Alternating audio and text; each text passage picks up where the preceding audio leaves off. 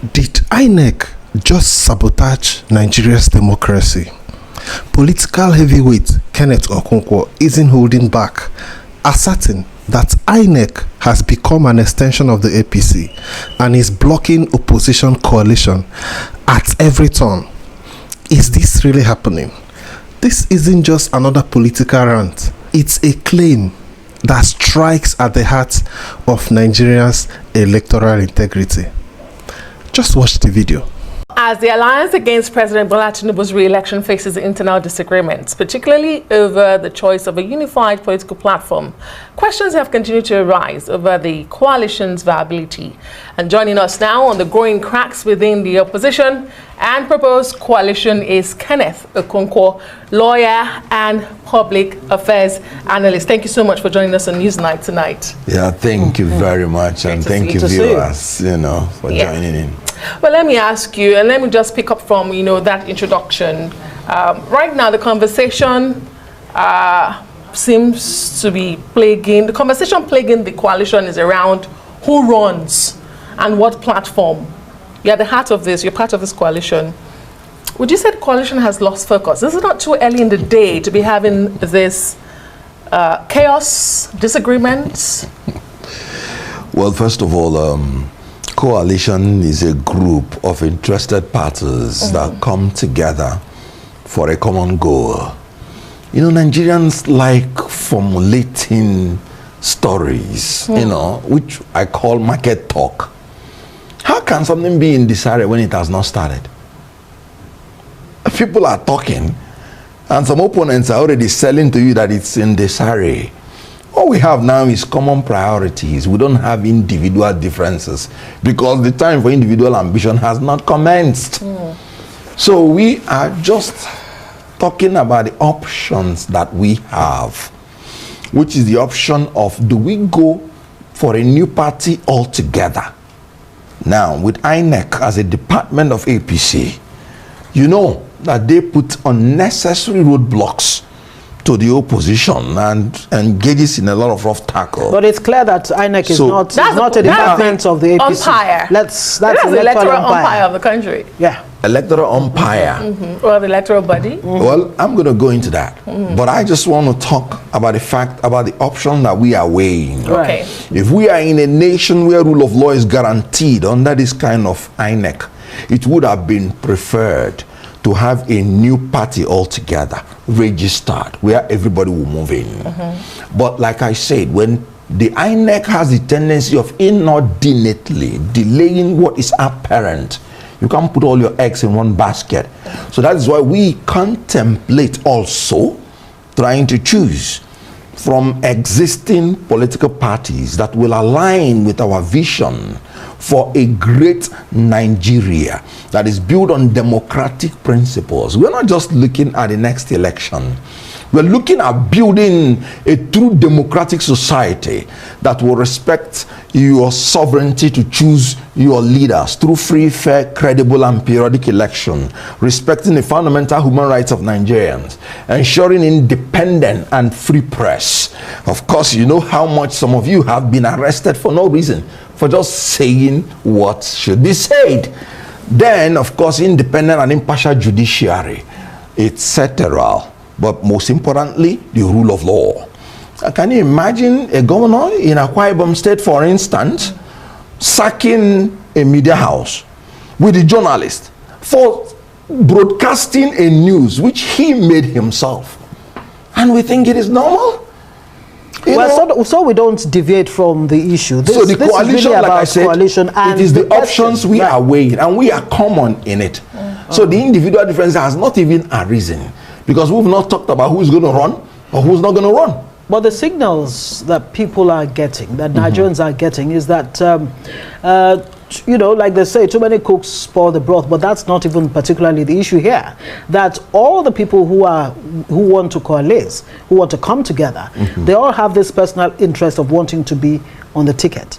In fact, to be the front runner on the ticket. That's what's causing this seeming delay of coming out clearly to say, look, we now have a coalition, whether it's a new party or it's adopting what you politicians call a special purpose vehicle. Yeah. Good. It looks like it's being delayed, Yes. but some are saying it might just be dead on arrival. As a matter of fact, let me quote the statement that you made some weeks back, Yes. that no single candidate Absolutely. can beat Tinubu alone in 2027. And I repeat it here and stand by it. And that is why you said no single candidate. And that's why we are going into a coalition. And I am saying that any candidate out of that coalition who goes it alone fails alone automatically by whatever name called. But if the candidate goes, it may make it more difficult, not impossible, for the coalition to win. So there is a probability the coalition can win. Easier if all of them work together. More difficult if any candidate leaves. What will that ticket look like? The ticket of the coalition? Yes. That's exactly. Is it even on the table? That Is it clear now? That is exactly why I'm saying that there is no way we could have had any individual differences, because as a coalition we have not talked whatsoever about who is going to run or who is not going to run whatsoever as a coalition. If individual candidates are talking to each other, that is personal to them, All not right. as the coalition. There's also this insinuation pointed that there seems to be a lack of urgency Yes. as to this coalition drive. They've mentioned some individuals who they feel even their personal interest, like Ngozi has pointed out, will make this coalition fail from the start. For instance, they say Peter Obi insists he's still a member of the Labour Party, yet seems to be talking to the coalition. And Atiku has always wanted to be president. He has not shied away from it. And El Rufai has left the APC to join the SDP. He's stuck with the coalition. And Emechi also, they say, has ambition. So it looks like a lot of personal egos and people who are interested in power are part of the coalition. So that's why they think, this personal interest will kill this coalition from the beginning. But as a member as well, you've proposed an open North-South primary, Yes, with a 4-year presidency as a compromise. Yes. Given the competition among all of these people I've mentioned and the pointers that are out there, have you tabled this to the coalition, and is it being received at all? Now, ask me this question sometime in future. Why not now? When was That's what I'm telling you. That I first of all Is that not postponing the doomsday? No, I first of all define what coalition means. Coalition is not a political party. It is not. It is people, I said interested parties coming together to talk. Yes. Right. For common goal. So until that stage is passed and a platform is chosen and a political party is chosen, and I can tell you this is the political party, and then that's when I can tell you this is our plan. Don't bother. The time for individual differences must come. I am telling you, I'm very frank. By the time you start addressing the individual ambitions, that individual difference will inevitably come under the platform. Then how you manage it or not manage it is what is going to have the problem. So does that not speak to the Why- lack of that was why urgency? I recommended Let's a quickly free bring this in. primary where everybody will be allowed All right. to contest without anybody being pressured to step down on any basis. All right, whatsoever. let me put you on hold. All right. We'll have to, bring in this report very quickly so that you can maybe even respond to it. Now, the Minister of the Federal Capital Territory, Nyesom Wike, has expressed optimism that despite its challenges, the People's Democratic Party will not die but remain as a viable opposition. Well, in Abuja, the minister hosted members of the party under the aegis of concerned stakeholders of the PDP. Now, those at the meeting included members of the defunct G5 governors, Ifeanyi Ugwuanyi, Samuel Otom, and Okezie Ikpeazu, with the exception of Seyi Makinde. Now, it was not immediately clear if he was invited. Now, others at the meeting include the embattled PDP National Secretary, Senator Samuel Anyanwu, former Senate Minority Leader Philip Aduda, serving, and former federal and state lawmakers and some zonal and state party executives. Now, Wike says the concerned stakeholders are those who have always believed and who still believe in the survival of the PDP. Okay, that's another matter, an interesting one too, for that matter. Maybe you have a response to that. But let me throw this in very quickly. Agents of you know, you once of PDP. Okay. Now, you once said that Tinubu, Atiku, Obi should step aside from running for president. Do you still believe that? Now, you see the difference between personal opinion and the collective. When you are moving into a coalition, you subordinate your own personal interest to the collective will. And so I said it, even as at that time I said it. I said, in a coalition, if I am part of it, whoever is trumped up in the coalition, I will support the person. But personally, I would have preferred a new set of leaders. But you see, when you are fighting an incumbent, it's a different ball game. You will need the unity of everybody in order to succeed. You can't, I'm a Democrat. I can't force my own opinion. I stand by my opinion. But when you now have other people in a coalition, they also have their own opinion. They will present strong reasons. But do you know one thing about democracy? Eventually it operates in the comparative, not in the superlative. But at the end of the day, the choices you have do not include even the ones you wish to come. You can't go and force anybody from his home to come and contest. So from the available, pool, one thing I have always said is that Peter Obi or Atiku will be better than this regime. That I am sure of. Okay, so because Atiku was the vice president during Obasanjo's regime. This regime has beatified every regime that was before them. So you're okay with any politician that can take us even to Obasanjo's days will be celebrated as a hero. You're okay with the old guard, as long as they meet your conditions. Very well. Great, but I go back to that sense of urgency or the lack of it thereof, and I really want you to speak to that. Also, I wanted you to speak to. Can you speak to the urgency? I think I lost my train of thought now. All right. The sense of urgency. Now. Yes. They say I'm using legal analogy. Justice delayed, for instance, is justice denied. But justice rushed is justice crushed. If in your haste to be urgent, you fall into the trap of not negotiating very well and carrying everybody along, that is where that your statement that is dead on arrival comes in. You have to. The urgency is needed, but you have to be very methodical. Great, I remember my point now. You say individuality has not come into the conversation yet. Not for okay, now. so address this that is also out. Two political parties that are being put up, the ADC and the ADA, registration of one and using the other. There's also the SDP on ground saying they are the beautiful bride that should be used for the coalition.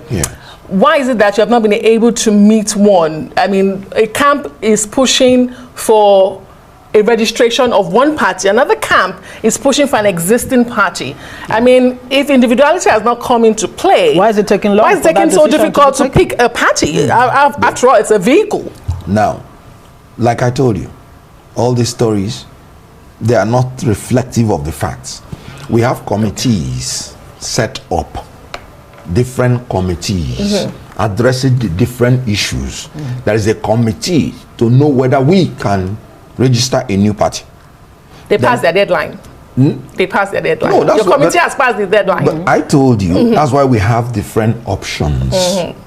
So we have the committee that is negotiating with different parties that are already existing. Right. It is those ones that meet our criteria that we will eventually choose. So the coalition has very clear mind very on quickly what before we let Okay. you go, Kenneth, we're being wrapped up. Seriously, this decamping that's going to defections and what have you. The Labour Party Senator Neda Imaswan has just jumped ship. Of course, like you mentioned, the governor of Akwa Ibom State and all of that. Where does opposition really go from here? And what do you make of Wike saying PDP is still alive? He's not dead. All right. Very quickly, in Now, 30 seconds if you can. Good. Now, let me tell you something about this defection. The worst from the opposition is moving into the ruling party. The best from the ruling party is coming to the opposition. And I give you example with the governor of Akwa Ibom State. his commissioner on information and strategy. He said, my political orientation is rooted in principle, and I've long opposed APC's ideology and the conduct, which stands is reaffirmed by majority of Nigerians. This is the summary of it. His own political career rooted in principle, thereby telling the whole world that his governor is unprincipled in this move. And he said the ideology and conduct of APC have been rejected by Nigerians, and this is what it is. Can you imagine a whole governor coming out to say, I can't fight like we, girl. Hey, in 2027, I want a smooth sail. I still love PDP. That's transgenderic. He's a man that behaves like a man that has the genitals of a woman. Okay. Can you imagine what on earth? You don't want to fight like me, you want to be a governor like me. The views of Kenneth Okonkwo, we have to go. His predecessor had not fought for him, fought APC, and fought for him. He wouldn't be governor. And now look at this transgenderic governor, you know. You're repeating that point. No. Okay, we have to say thank you very much. Men and women, they are very fantastic people. I started with them from Nollywood. Bold, beautiful, and brave. Look at the commissioner. Okay. But I can't say whether the man is behaving. He's just a political transgender. Okay. That's what it is. Well, those are your views. Personal that views. That is my view. Kenneth, because he's not behaving like a man of a Okay, we have more time. We've been given more time with Kenneth. The conversation has been extended. Yes, absolutely. Great. Fantastic. So, I mean, we've heard from an FCT minister who is the leader of, he said supposed leader of the G5. Very good. The intention of those people is to emasculate PDP. How can a minister be telling you PDP will survive when he has already told you he will support the presidential candidate of another party in 2027? What survivor? The best he can do is if he can muzzle everybody in PDP to keep PDP in abeyance after using them, like he used all those people that he's dealing with. He used all of them to achieve what he wanted to achieve. A minister in APC who has the agenda, clear agenda, to destroy PDP. No, a minister of the PDP. He's a PDP minister. Minister of APC. Okay. He's appointed under the APC government. Absolutely. Yes. Now, why do I say so? Yeah. Even Governor Umeno, what did he say? He said, no, I don't have the kind of conscience Wike has. I believe it's morally wrong for me to be in another party and be supporting another candidate of another party. So it is morally wrong, morally bankrupt. The only thing is that the governor is just being hypocritical. But the governor says he likes the style of governance. And he's aligning his states with the central. Yeah. He said he wants a smooth sail in 2027. And now let me tell you, that is contradictory to what politics is. When you want to describe politics, you say murky waters of politics. You say stormy waters of politics. We're not looking for politicians that want smooth sail. We want politicians that will navigate our ship to the harbor of prosperity, security, and welfare, despite the storms. Because when you are in politics, it's not a Akara case. You would have storms. Storms of the Boko Haram from the northeast, storms of the kidnappers from the northwest, storms of the unknown gunmen sit at home in the southeast, storms of the killer herdsmen in the north central, storms of the ritualists in the southwest, storms of the oil thieves in the south. And there is a man who wants to be governor, and he wants a smooth sail. How can you have a smooth sail when you have politicians along these stormy waters? Hold on. When you have politicians, we need men. That's why I say the best of the men are coming out to the coalition. The worst of the men are going into APC. I was actually going to ask you what it says. I mean, storm-averse politicians seem to be what we have now. What are they doing in politics? What does it say about the quality of politicians we have now? People. And how do you want get to be back? in the Nollywood? They will tell you to kiss a lady. You say you're born again. Now, what are you doing? What brought you to? How do you get Nollywood? the right people, men and women, into our political space? How do you? How do you get the right men and women? Politicians of principle, of ideology, and pedigree. Leaders have always made this mistake. Their followers that dobale for them. Dobale, I'm loyal. That is the qualification that make them to bring them to power. The ones that stand in front of them and tell them the truth, they always feel will not be lower. And so the recruitment process by which they recruit men who are sycophantically loyal to them rather than expressly being competent to the job That is why you are bringing these people like Governor Umeno, who wants a smooth say. So you keep repeating that. No, I'm sorry. But you know what? It's not even funny. And can you imagine sacking a journalist, a media house? Let me ask you, Mr. Okonkwo, are these the kind of people you are receiving within your coalition? Who are those within your coalition? The engine house of the coalition, you don't even know. That I can assure you. But so it's rudderless at the moment? Rudderless? How can it be rudderless? So who are, I mean, Nigerians when we have not even chosen a platform. You are preaching this as an alternative. And the names we are seeing are the old guards. Yes. But you are preaching it as an alternative to what we have currently. I just would like to know, why should I buy an old wine in a new bottle? That is why I'm saying that you should wait until you see the platform. Because coalition is simply do you have a time so the frame? platform is not, we've not officially announced the platform. Is everybody open to your coalition? Anybody open to it? Is your coalition open to everybody? Every Nigerian. Look at the words of the Commissioner of Women.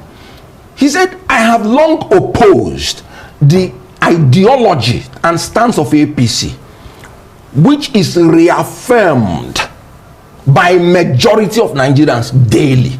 Majority of Nigerians who can no longer afford the astronomical energy costs in this country. Right. They are all part of the coalition. Okay. Majority of Nigerians that are massacred every day because of the incompetence of this government in tackling security in this Nigeria. They are members of the coalition. So the business community that cannot afford the interest rates, Mr. Okonkwo, they are part of this coalition. Since you are open to everybody, let me ask you, great. If a pastor Umueno decides that tomorrow he wants to be a part of a coalition, and an FCT minister, Newsom Wike, also wants to be a part of a coalition, are you open to receive them? Now, I'm going to be a politician, and I'm very honest. Are you not going to receive a yes or no? It's a yes or no question. Constitutionally, everybody is free to join any political party. That is why we are trying to establish a party that is built on democratic principles. As you're entering it, you know the first advice I gave? I said they have to establish a disciplinary committee. First and foremost. All political parties have that. All political parties have that. No, it is not. It is a different ball game. They are redundant. Yeah, but the constitution allows for that. But let me come in with the people you call now. When they leave this country and go to foreign countries, they obey the laws of that foreign country. So Nigeria's problem is environmental because laws are not obeyed. Very well. That's why rule of law is very important. So we are not going to stop anybody from coming in. But we will tell you that this is not a smooth sail coming in. Kenneth Okonkwo, you're a man who's known to not, speak tongue in cheek. You like to come out straight with what your opinion is. Yes. And I'm asking you this question as your own individual opinion, apart from what the coalition may come up with. Which ticket do you think is that ticket that can actually wrest power from Tinubu in 2027? Would it be an Atiku Rotimi ticket? Would it be Atiku Obi? Or would it be Obi, whoever else? Or an Okonkwo. Atiku ticket. Now, let's look at it this way. And I'm going to be very, very honest and straightforward. I cannot say it now because I have told you that democracy operates in a comparative. Who is better than the other? So when all the aspirants come in and show their interest, you will be able to make a choice. Whatever you're saying now is prophetic and is predictive. I'm not a prophet. Okay. So when we choose that platform, when that time to signify interest comes, all the aspirants will come in. By then, we would have built the rules and made it rigid, as in you must obey these rules.